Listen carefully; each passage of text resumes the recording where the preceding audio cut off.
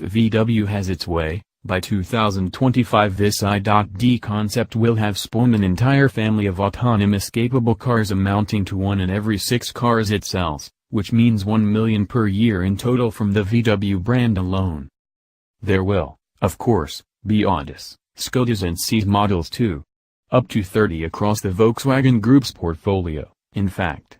And they won't just be able to drive you home from the pub, they'll make people like you, too, slowing to let pedestrians cross the road and indicating to them with multifunction headlights that it is safe to do so.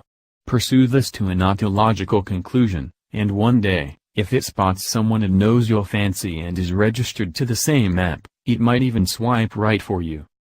So what is it about the I D, which can stand for identity, individual design, idea or anything else you want, that makes Volkswagen so sure it can succeed where every other manufacturer who has tried has so far failed?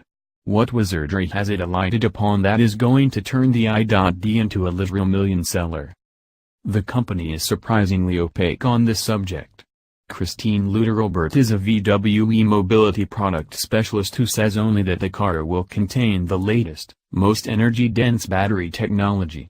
But it will still have lithium-ion batteries like every pure electric car since the Nissan Leaf broke cover in 2010 and, it appears, will not be built around a super light, strong but expensive carbon fiber shell like the BMW i3.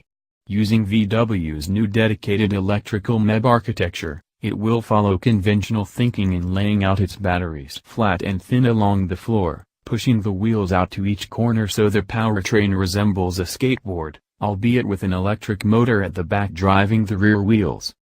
The I D concept illustrates the point nicely. At fractionally over 4.1 meters long, it's closer in length to a Polo than a Golf, but it sits on a wheelbase only fractionally shorter than that of a Passat. And because the motor is at the back, the front wheels can turn far more than those of a conventional car, resulting in a tiny, sub-10-meter turning circle. Inside, it feels almost impossibly airy. The metal roof supports are so thin and the glazing so expansive that the view out is as if from within a giant, minutely structured bubble.